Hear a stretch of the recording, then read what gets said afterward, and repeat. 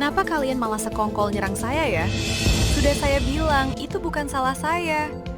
Udahlah, saya mau ke warung. Masih banyak pesanan yang harus saya buat. Silahkan, kalian mau berbicara seperti apa?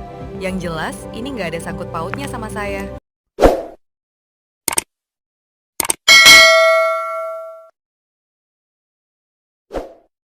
Setiap hari, warung seblak Mila selalu ramai oleh pelanggan. Tak peduli berapa banyak stok yang Mila siapkan, semuanya pasti selalu habis tak bersisa. Doni, cepetan bungkus yang meja 2 itu.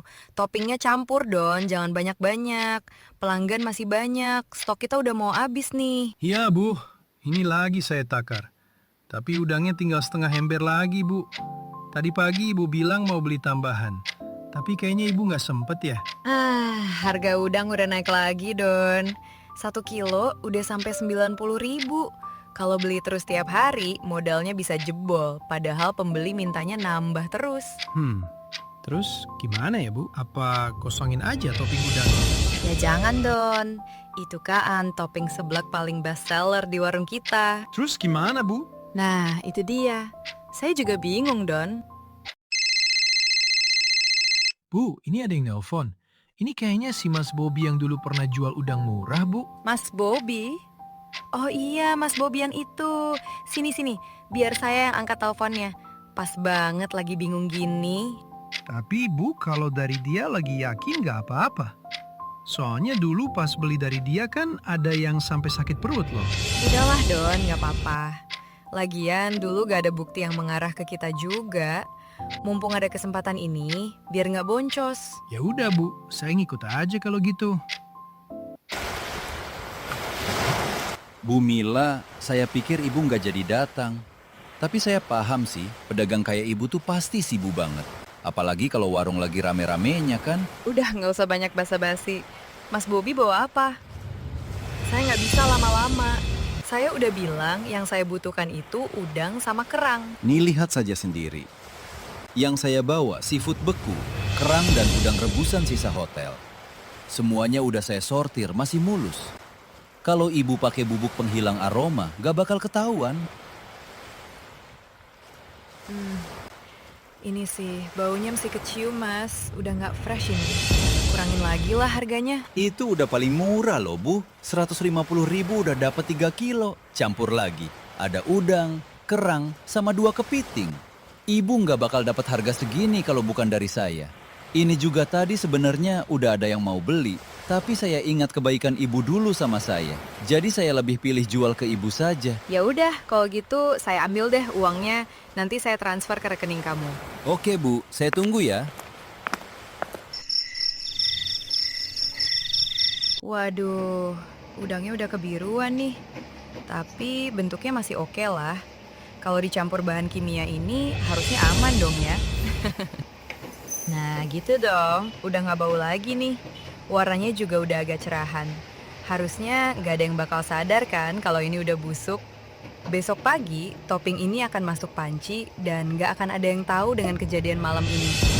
Siap-siap panen keuntungan deh. Keesokan harinya, warung seblak Mila ramai seperti biasanya. Asap kuah seblak mengepul dari dapur. Topping ditumpuk tinggi-tinggi supaya banyak menarik perhatian pelanggan. Bu, ini udang yang barusan Ibu masukin. Baunya beda deh. Kayak bau amis yang nggak biasa. Ibu beneran yakin nih, masih bagus? Bagus Don, udang itu masih bisa dipakai. Emang agak bau dikit sih, tapi kalau udah masuk kuah dan bumbu nggak bakal kerasa. Nggak usah dibesar-besarin. Tapi ini bau loh Bu. Mana warnanya juga udah agak biru. Bisa diem gak kamu? Jangan ikut campur urusan bahan. Saya yang keluar uang. Saya yang bos di sini. Kamu kerjain sesuai tugas aja. Kita lagi rame, jangan bikin ribet. Tapi Bu, kalau nanti ada apa-apa pasti nyalain ke kita. Orang-orang jadi nggak bakal percaya lagi sama sebelah kita, Bu. Justru karena itu, orang-orang percaya sama kita. Jadi kita harus menuruti semua kemauan mereka. Ya, dengan topping banyak tapi harga masih murah. Toh nggak semua orang tahu tentang kualitas kok. Ya udah deh, Bu. Mel ini banyak seafoodnya. Aku kan alergi seafood. Gak paparan, seafoodnya juga fresh kok. Kamu kalau alergi harus dipaksain biar gak keterusan. Saudara aku juga dulu gitu. Dia alergi ikan. Tiap hari makan ikan, lama-lama hilang alerginya. Iya kah? Beneran gak apa-apa? Menggoda banget sih emang seblaknya. Tapi kamu lihat deh, udangnya kayak agak beda ya. Mungkin karena efek bumbunya aja. Udahlah, yuk kita makan dulu, keburu dingin nanti.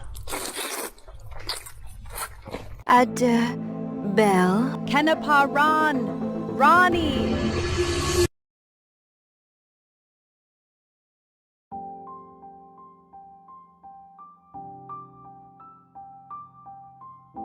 Ini salahku.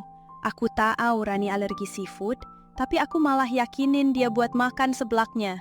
Toppingnya udah kelihatan aneh dari tadi, cuma aku nggak hiraukan itu.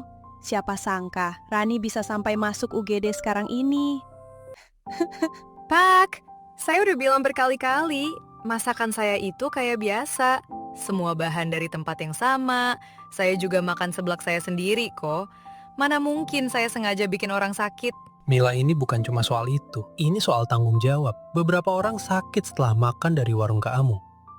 Dan ini bukan kejadian sekali. Dan tadi saya lihat udangnya sangat bau amis. Tapi ini bukan salah saya, Pak. Saya nggak ngerti kenapa semua orang langsung nuduh saya. Ini pasar, Pak. Semua orang bisa jualan seafood. Bisa aja keracunan dari tempat lain. Jangan langsung nyeret nama saya. Gitu dong, Pak. Tapi Bu, semalam saya lihat sendiri udang sisa dari minggu lalu masih Ibu simpen. Kata Ibu, jangan dibuang karena sayang. Katanya bisa dipakai lagi kalau dikasih air sama jeruk nipis. Doni, jangan asal ngomong ya kamu. Itu bukan buat dijual, itu buat dibuang nanti malam. Gak usah so tau deh, kamu cuma bantu-bantu bagian belakang. Tapi tadi sempet ke video pas Doni bawa ember dari dapur. Dan baunya itu emang kayak bangkai ikan. Saya juga udah share ke sosial media, semuanya juga udah lihat. Semua orang lagi nyerang kamu sekarang di media. Dan banyak juga orang yang speak up, ternyata korban sebelah kamu udah banyak. Kenapa kalian malah sekongkol nyerang saya ya? Sudah saya bilang, itu bukan salah saya. Udahlah, saya mau ke warung, masih banyak pesanan yang harus saya buat. Silahkan, kalian mau berbicara seperti apa? Yang jelas, ini nggak ada sangkut pautnya sama saya. Karena sifat keras kepala Mila yang tidak mengakui kesalahan, itu memancing amarah warga. Mereka jadi emosi, lalu berbondong-bondong menyerbu dan merusak semua fasilitas di warung seblak Mila. Meski begitu, Mila tetap tidak merasa bersalah.